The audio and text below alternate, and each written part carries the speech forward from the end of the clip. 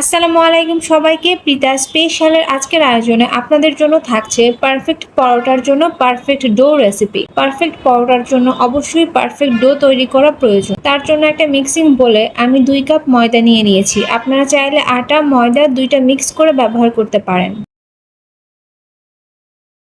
দিয়ে দিচ্ছি half table চামচ লবণ, 1 টেবিল চামচ চিনি, 1 টেবিল চামচ গুঁড়ো দুধ, 2 টেবিল চামচ রেগুলার রান্নার তেল। আপনারা চাইলে এখানে ঘিও ব্যবহার করতে পারেন।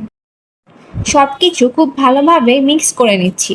ময়দার মধ্যে তেল মিশানোর পর ময়দাটা কিন্তু দলা পেকে যাবে। সেই দলাটা হাত দিয়ে ভালোভাবে মিশিয়ে ঝুরঝুরা করে নিতে হবে। ময়দার মিশ্রণটা যত বেশি ঝুরঝুরা হবে, পরবর্তীতে ডোটা তত বেশি সফট হবে, সুন্দর হবে।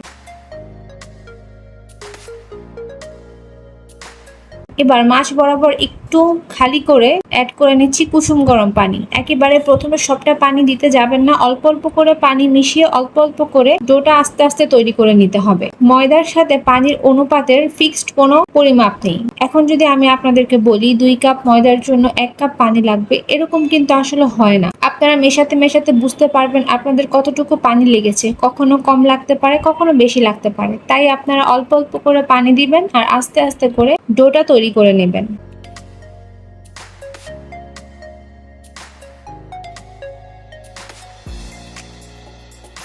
ডোটা মাখতে মাখতে বুঝবেন আপনাদের ডোটা তৈরি হয়ে গিয়েছে। যখন দেখবেন ডোটা সম্পূর্ণ হাত থেকে ছেড়ে আসছে এবং মিক্সিং বোল থেকেও গা ছেড়ে দিয়েছে, তখন বুঝতে পারবেন ময়দার মিশ্রণে পানির পরিমাণ একদম পারফেক্ট ছিল। আমার ডোটা দেখে বুঝতে পারছেন ডোটা কিন্তু খুব বেশি শক্ত হয়নি, আমি এবার খুব বেশি নরম করে ফেলিনি, কারণ ডোটা পরবর্তীতে রেস্টে রাখার পর আরো অনেকটাই সফট হয়ে যাবে। তবে সবচেয়ে ইম্পর্টেন্ট হচ্ছে আপনারা ডোটা কতটা ভালো করে মথে নিচ্ছেন।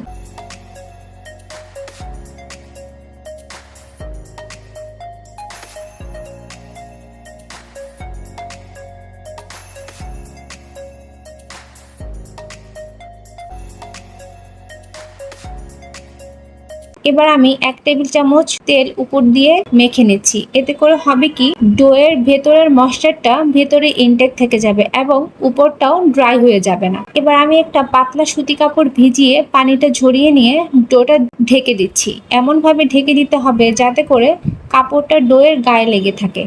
এতে করে ডোটা খুব বেশি সফট হবে। এভাবে অপেক্ষা করছি 1 ঘন্টা। 1 ঘন্টা পর ফিরে আসছি।